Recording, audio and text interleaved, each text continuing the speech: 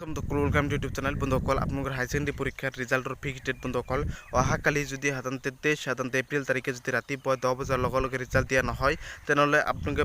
ভাবিব লাগিব যে সাধাৰণতে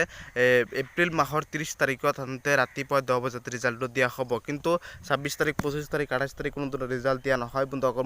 মই কৈছোঁ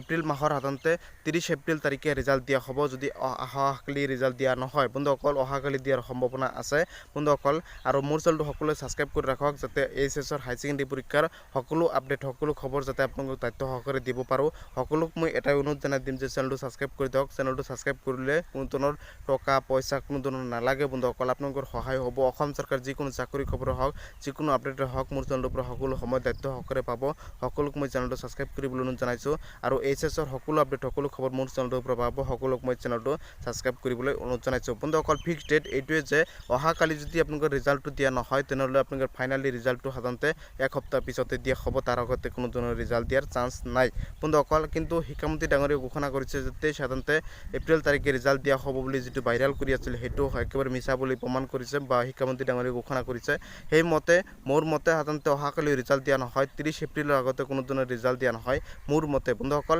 আৰু শিক্ষামন্ত্ৰী ডাঙৰীয়ে যিদৰে কৈছে সেই মতে সাধাৰণতে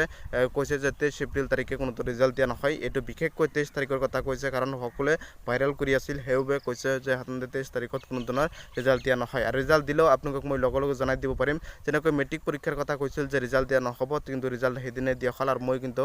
4 দিন আগতে 20 তাৰিখৰ কথা আপডেট দিছিলোঁ মেট্ৰিক পৰীক্ষাৰ কথা বন্ধুসকল আৰু মোৰ ভিডিঅ' যিসকলে চাইছে তেওঁলোকে গম পাইছে বন্ধুসকল আৰু হাই সেকেন্ডাৰী পৰীক্ষাৰ ৰেজাল্টটো যদি অহাকালি দিয়া নহয় তেনেহ'লে 100% সাধাৰণতে এক সপ্তাহৰ ভিতৰত কোনো ধৰণৰ ৰেজাল্ট দিয়া নহয় 30 এপ্ৰিল তাৰিখে ৰেজাল্ট দিয়া হ'ব মোৰ মতে আৰু সঁচাকৈ এইটোৱে দিয়া হ'ব আৰু সকলোক মই চেনেলটো সাবস্ক্ৰাইব কৰিবলৈ অনুৰোধ জনাইছোঁ লাইক এটা কৰিবলৈ অনুৰোধ জনাইছোঁ যাতে অসম চৰকাৰ যিকোনো খবৰ যিকোনো আপডেট মোৰ চেনেলটোৰ পৰা পাব পাৰে এইচএছৰ হাই সেকেন্ডাৰী পৰীক্ষাৰ আপডেট হওক যিকোনো আপডেট হওক মোৰ চেনেলটোৰ পৰা তথ্য সহকাৰে যাতে সময়মতে পাব পাৰে আৰু অসমৰ চৰকাৰৰ যিকোনো চাকৰি খবৰ হওক মোৰ চেনেলটোৰ পৰা যাতে পাব পাৰে সকলোক মই সময় ওলাই কিনে প্ৰিপাৰেশ্যনৰ মাজত সময় ওলাই কিনে হ'লেও আপোনালোকক সময়মতে আপডেট দিম সকলোৱে চাপোৰ্ট চেনেলটো সাবস্ক্ৰাইব কৰি দিব লাইক এটা